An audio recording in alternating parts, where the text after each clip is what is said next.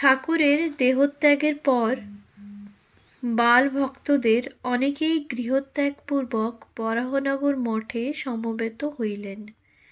সে আকর্ষণ সুবোধকেও নিশ্চয়ই চঞ্চল করিয়াছিল, কারণ বৈরাগ্য ছিল তাহার স্বভাবগত জিনিস।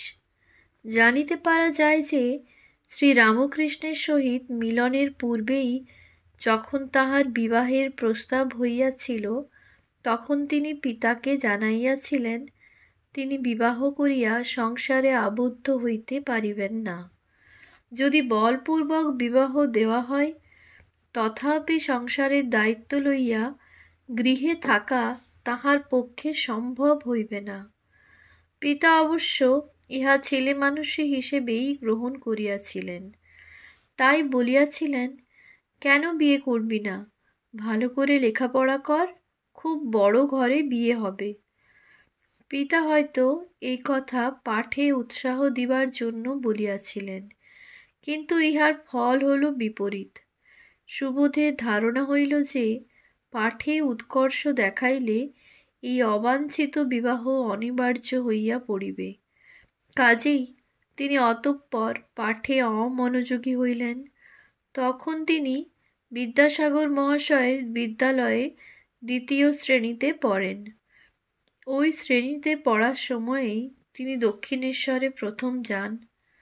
অধুনা শ্রীরামকৃষ্ণের সান্নিধ্যের ফলে সে কুমার বৈরাগ্য আরও বর্ধিত হইয়াছে।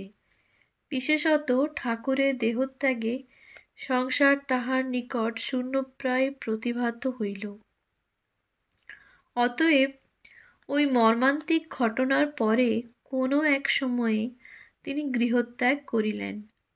যাত্রার পূর্বে ঠনঠনিয়ার কালীমাতাকে প্রণাম করিলে তাহার মনে হইল যেন বরাভয় করা জগদম্বা স্মিত হাস্যে বলিতেছেন, ভয় কি? আমি তোর সঙ্গে আছি, তোর কোনো ভয় নাই। এই পরিব্রাজক জীবনের বিবরণ তিনি একখানি পত্রে এইরূপ লিপিবদ্ধ করিয়াছেন। আমি যখন বাড়িঘর ছাড়িয়া বাহির হইয়াছিলাম, ভাবিয়াছিলাম মন কি করিয়া স্থির করিব। সেই জন্য টাকা পয়সা হাতে না রাখিয়া হাঁটিয়া পশ্চিম দেশে চলিয়া গেলাম। রাস্তায় কিংবা অন্য জায়গায় যদি কথাবার্তা হইত, শুধু ধর্ম সম্বন্ধে। সুতরাং মনে বাজে কোনো রকম চিন্তা আসিতে পারিত না। কোথায় থাকিব, কোথায় যাইব, কিছুই স্থির নাই। কখনো গাছতলায়, কখনো কোনো নদীর ধারে, কখনো ফাঁকা ময়দানে এই রকম রাত্রি কাটিত। দুপুরবেলায় ভিক্ষা যাহা মিলিত খাইতাম। বৃষ্টি পড়িলে ভিজা কাপড় গায়ে শুকাইত। জামা, জুতা, ছাতি কিছুই ব্যবহার করিতাম না। সুতরাং এই অবস্থায় কোনো রকম রিপু আর প্রশ্রয় পাইত না। গ্র্যান্ড ট্রাঙ্ক রোড ধরিয়া পদব্রজে চলিতে চলিতে তিনি ক্রমে কাশীধামে উপনীত হইয়া গঙ্গা স্নান এবং অন্নপূর্ণা ও বিশ্বনাথ দর্শন করিলেন। কিন্তু তিনি আর অধিক দূর অগ্রসর হইতে পারিলেন না। আত্মীয় স্বজন সংবাদ পাইয়া তাহাকে ধরিয়া স্বগৃহে উপস্থিত করিলেন। কিন্তু মন যাহার গৃহ ছাড়া, গৃহ তাহাকে বাঁধিবে কিরূপে? অতএব কিয়ৎকাল পরেই সুবোধ বরাহনগর মঠে যোগদানপূর্বক সন্ন্যাসী হইলেন। স্বামী সুবোধানন্দ বরাহনগরে কিয়ৎকাল অবস্থানান্তর 1889 খ্রিস্টাব্দের ডিসেম্বর মাসে ব্রহ্মানন্দজির সহিত তীর্থদর্শন ও তপস্যায় নির্গত হন। ইহা আমরা ব্রহ্মানন্দ প্রসঙ্গে লিপিবদ্ধ করিয়াছি। মহারাজের সহিত বৃন্দাবনে কিয়ৎকাল তপশ্চর্চার পর তিনি কেদারনাথ ও বদ্রীনারায়ণ দর্শনে নির্গত হন। অতঃপর কিছুদিন হিমালয়ে কাটাইয়া মঠে আসেন এবং পরে দাক্ষিণাত্যের তীর্থ পর্যটনে নিষ্ক্রান্ত হন। এই তীর্থ দর্শনকালে তিনি বিভিন্ন দেবদেবী ও মন্দিরাদির সহিত সংশ্লিষ্ট কাহিনীগুলি লিখিয়া লইয়াছিলেন এবং উত্তরকালে ধর্মপ্রসঙ্গ মধ্যে ওইগুলির সন্নিবেশ করিয়া উহা অতীব চিত্তাকর্ষক করিয়া তুলিতেন। তাহার তপস্যা ও তীর্থভ্রমণের দু একটি চমকপ্রদ ঘটনা জানিতে পারা গিয়েছে। একবার তিনি ভাদ্র মাসে ফল্গু নদী পার হইতেছিলেন। নদীতে তখন কোমর জল। একজন পার হইল দেখিয়া তিনিও অগ্রসর হইলেন এবং তাহার পশ্চাতে আর এক ব্যক্তি চলিলেন। স্বামী সুবোধানন্দ সন্তরণপটু নহেন। নদী অতিক্রমের সময় অকস্মাৎ জলবৃদ্ধি নিবন্ধন তাহার প্রাণ সংশয় উপস্থিত হইল। তখন তিনি পশ্চাৎবর্তী ব্যক্তিকে গুরুভ্রাতাদের নিকট সংবাদ প্রেরণের অনুরোধ জানাইয়া শ্রী রামকৃষ্ণদেবকে প্রণামপূর্বক বলিলেন, এই নাও ঠাকুর, শেষ প্রণাম। ততক্ষণে তিনি জলমগ্ন হইয়া গিয়াছেন, কিন্তু পরে দেখিলেন কে যেন তাহাকে টানিয়া নিরাপদ স্থলে উপস্থিত করিয়াছে। আর একবার হরিদ্বারে তপস্যার সময় তিনি 2 মাস জ্বরে ভুগিতেছেন। একদিন এমন হইয়াছে যে কমণ্ডলটি ধরিয়া জল খাইবেন এমন সামর্থ্যও নাই। কমণ্ডলু ধরিতে গিয়ে পড়িয়া গেলেন। তাই অভিমান ভরে ঠাকুরকে বলিলেন, তাই তো এমন ভুগছি, এমন কেউ নেই যে একটু খোঁজ খবর করে। ক্ষীণ দেহে তিনি ঘুমাইয়া পড়িলেন। স্বপ্নে দেখেন ঠাকুর আসিয়া বলিতেছেন, কি চাস, লোকজন চাস না টাকা পয়সা চাস? সুবোধানন্দ বলিলেন, কিছুই চাই না, শরীর থাকলে রোগ হবেই, কিন্তু তোমায় যেন না ভুলি। পরদিন হইতে এক সাধু তাহার দেখাশোনা করিতে লাগিলেন। অপর এক সাধুর নিকট 50 টাকার মানি অর্ডার আসিলে তিনি উহা তাহার সেবার জন্য দান করিলেন। স্বামী সুবোধানন্দ উভয় সাহায্যই প্রত্যাখ্যান করিলেও সাধুদ্বয় তাহাদের সংকল্প ছাড়িলেন না। উদ্বোধন, মাঘ 1339। রোগ যন্ত্রণা মধ্যে এইরূপ অলৌকিক দর্শন তাহার জীবনে বিরল নহে। প্রসঙ্গক্রমে জানা যায় যে তিনি যখন জামতাড়া আশ্রমে আমাশয় রোগে ভুগিতেছিলেন, তখনও তিনি শ্রী শ্রী ঠাকুর, মা ও মহারাজ প্রভৃতির দর্শন পাইয়া পার্শ্বস্থ সেবককে বলিয়াছিলেন যে তাহার শরীর আর কিছুকাল থাকবে। উদ্বোধন, আষাঢ় 1345। যাহা হোক, উত্তর ও দক্ষিণে পরিব্রাজক জীবন সমাপনান্তে তিনি ইংরেজি 1898 সনের 23শে মার্চ মাদ্রাজ হইয়া মঠে ফিরিয়া আসেন। ইতোমধ্যে স্বদেশ প্রত্যাগত স্বামীজী রামকৃষ্ণ সংঘকে নবযুগের নবমন্ত্র প্রচারের উপযুক্ত যন্ত্ররূপে গড়িয়া তুলিতেছিলেন। আলমবাজার মঠে বক্তৃতা শিক্ষার জন্য যখন প্রতি সপ্তাহে অধিবেশন হইত এবং সন্ন্যাসীদিগকে পর্যায়ক্রমে বক্তৃতামঞ্চে দাঁড়াইতে হইত, স্বামী সুবোধানন্দ তখন মঠে ছিলেন। একদিন তাহার পালা আসিলে তিনি অব্যাহতি পাইবার জন্য বহু চেষ্টা করিলেন, কিন্তু স্বামীজীর মত পরিবর্তিত না হওয়ায় নিরুপায় হইয়া কম্পিত হৃদয়ে উঠিয়া দাঁড়াইলেন। কিন্তু এ কি, পদতলে ভূমি কম্পমান কেন? আর দূরে ওই শঙ্খধ্বনি বা উত্থিত হইল কেন? ক্রমে পুষ্করিণীর জল পর্যন্ত তীর অতিক্রম করিয়া আছড়াইয়া পড়িতে লাগিল। ততক্ষণ কাহারও বুঝিতে বাকি ছিল না যে ইহা প্রচণ্ড ভূমিকম্প 12 জুন 1897। সভা ভাঙিয়া গেল এবং খোকা মহারাজ নিষ্কৃতি পাইলেন, কিন্তু ইহাতেও গুরুভ্রাতারা আনন্দোপভোগে হইতে বঞ্চিত হইলেন না। কম্পান্তে স্বামীজী সহাস্যে বলিলেন, খোকার বক্তৃতায় পৃথিবী কেঁপে উঠেছিল। সেই মন্তব্যে খোকা মহারাজ পর্যন্ত হাসিয়া আকুল হইলেন। স্বামীজী তাহাকে স্নেহ করিতেন, সময়ে সময়ে তাহাকে লইয়া কৌতুকাদিও করিতেন।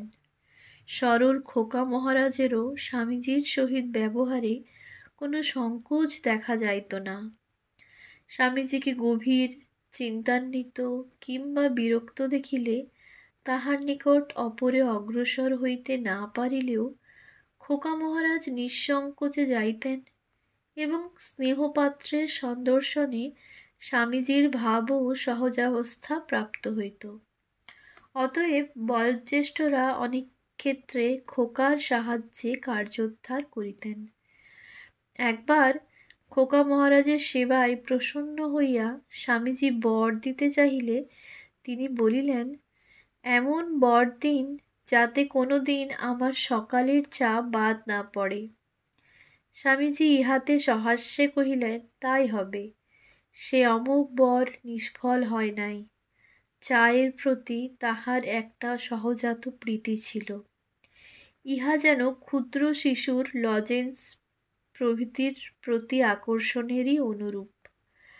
আর এই ভালোবাসা তাহার শেষ দিন পর্যন্ত ছিল। চা ছিল তাহার দৃষ্টিতে সর্বরোগহর মহৌষধি সদৃশ। আমরা পূর্বেই উল্লেখ করিয়াছি যে ঠাকুরকে পর্যন্ত তিনি চা খাওয়াইতে চাহিয়াছিলেন। কোনো বিলাস দ্রব্য তিনি চাহিতেন না, কিন্তু চা না হলে তাহার চলিত না। মঠে অবস্থানকালেও খোকা মহারাজ প্রায়ই তীর্থভ্রমণাদিতে নির্গত হইতেন। আলমোড়া হইতে তাহার লিখিত 10-8-99 তারিখের পত্রে জানা যায়, পুনরায় কেদারনাথ ও বদ্রিকাশ্রমে এবং পাহাড়ে মায়াবতীতে আমাদের যে মঠ আছে সেখানেও গিয়াছিলাম। ওই বৎসর 25শে অক্টোবর তিনি মঠে প্রত্যাবর্তন করেন। পর বৎসর স্বামী অদ্বৈতানন্দের সহিত তিনি নবদ্বীপে যান এবং সম্ভবত উহার পরে দার্জিলিংয়ে গমনান্তে তথা হইতে কামাখ্যা দর্শন করিয়া আসেন। পুরাতন পত্র হইতে জানা যায় যে 1905 খ্রিস্টাব্দে তিনি আলমোড়ায় অবস্থান করিতেছিলেন। সম্ভবত কালাজ্বরের প্রতিকারকল্পেই তিনি তথায় গিয়াছিলেন। স্বামী বিবেকানন্দ কর্তৃক রামকৃষ্ণ মিশন স্থাপনের পর অপর গুরুভ্রাতাদের ন্যায় স্বামী সুবোধানন্দ নবপরিকল্পিত কার্যধারার সাহায্য করিতে অগ্রসর হন এবং 1901 খ্রিস্টাব্দের 30শে জানুয়ারি বেলুড় মঠের ট্রাস্ট ডিড সম্পাদন করিয়া স্বামীজি যে 11 জন গুরুভ্রাতাকে স্বামী ব্রহ্মানন্দ, প্রেমানন্দ, শিবানন্দ, শারদানন্দ, রামকৃষ্ণানন্দ, তুরীয়ানন্দ, অভেদানন্দ, ত্রিগুণাতীতানন্দ, অখণ্ডানন্দ, অদ্বৈতানন্দ, সুবোধানন্দ ট্রাস্টি নিযুক্ত করেন, স্বামী সুবোধানন্দও তন্মধ্যে একজন ছিলেন। তদবধি শ্রীরামকৃষ্ণ মঠ ও মিশনের একজন বিশিষ্ট অঙ্গরূপে তিনি নানা কার্যে ব্যাপৃত থাকিতেন। তাহার মুখে প্রায়ই উচ্চারিত হইত, মন করোনা কাজে হেলা, সঙ্গী জোটে বা না জোটে, একাই করো মেলা। তাহার 21-8-25 তারিখের পত্রেও আছে, সৎকর্ম করিতে কখনো পেছপা হইবে না। ভালো কাজের বাধা বিঘ্ন অনেক। নিজের পায়ের উপর দাঁড়াইয়া কাজ করা ভালো। মনের মতো সঙ্গী জোটে ভালো, না জোটে একলাই ভালো। যাহার মন সন্দেহপূর্ণ তাহার দ্বারা ভালো কাজ হইবার আশা নাই।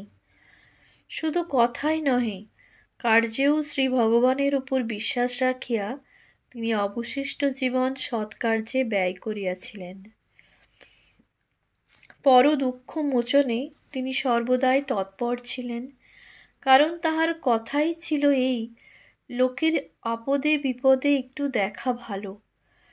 1908-09 খ্রিস্টাব্দে চিল্কাহ্রদ অঞ্চলে যখন দুর্ভিক্ষ হয়, তখন তিনি স্বামী শঙ্করানন্দ ও ব্রহ্মচারী জ্ঞান মহারাজের সহিত তথায় গিয়া সেবাকার্যে প্রাণপাত পরিশ্রম করিয়াছিলেন এবং ফিরিবার সময় কোঠার হইতে একটি দুস্থ বালককে কলকাতায় আনিয়া তাহার লেখাপড়ার ব্যবস্থা করিয়া দিয়াছিলেন। ইহার অনেক পরে বেলুড়ের একটি নিঃস্ব পরিবার তাহার নিয়মিত সাহায্যে অনশন হইতে রক্ষা পাইয়াছিল। বস্তুত আর্তের দুঃখ তাহার হৃদয়ে সহজেই আঘাত দিয়া উহাকে সক্রিয় করিয়া তুলিত। রোগ শয্যাপার্শ্বে তাহার আবির্ভাব প্রায়ই হইত এবং রোগীও তাহার দর্শনে অশেষ সান্ত্বনা পাইত। এই বিষয়ে সন্ন্যাসী, ব্রহ্মচারী, পাচকভৃত্য কেহই বঞ্চিত হইত না।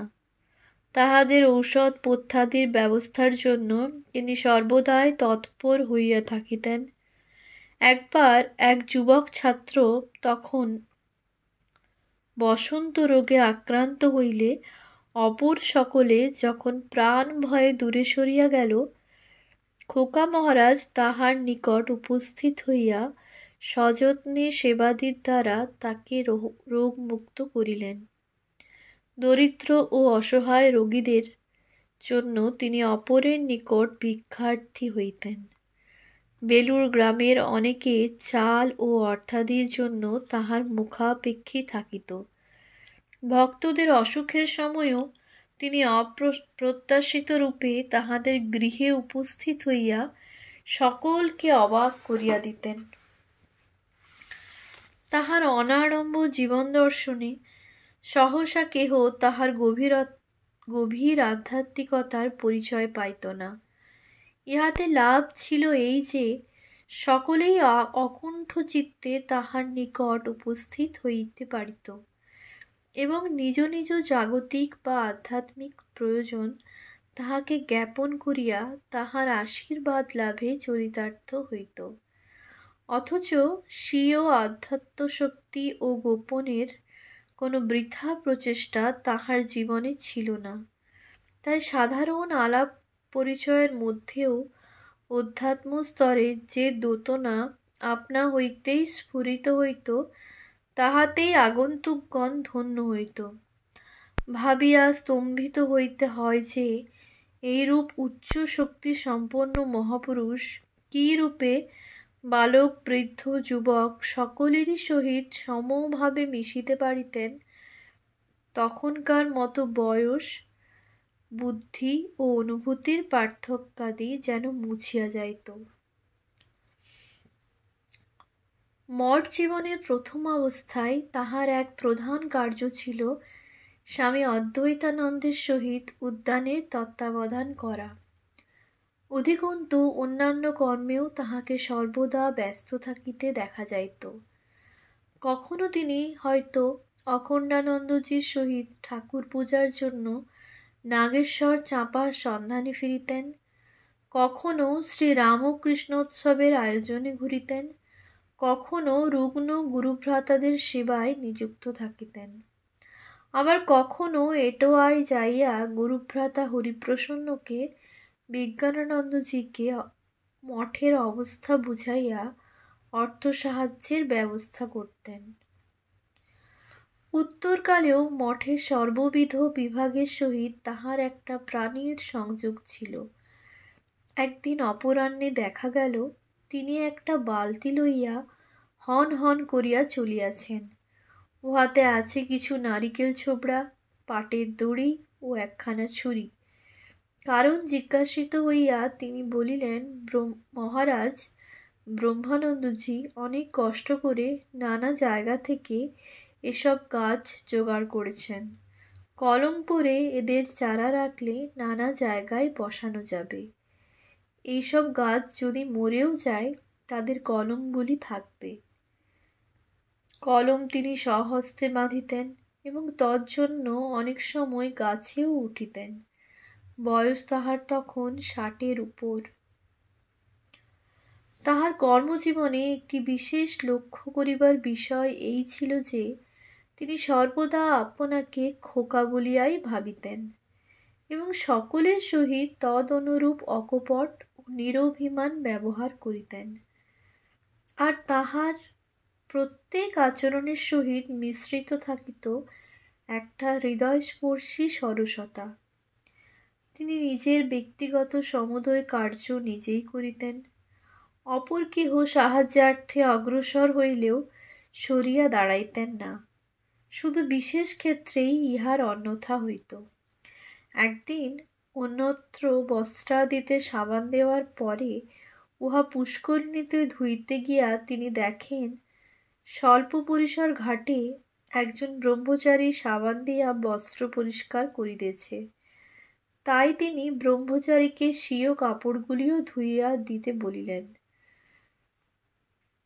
ব্রহ্মচারী কহিলেন, মহারাজ, আপনি রেখে যান, আমি ধুয়ে দেব।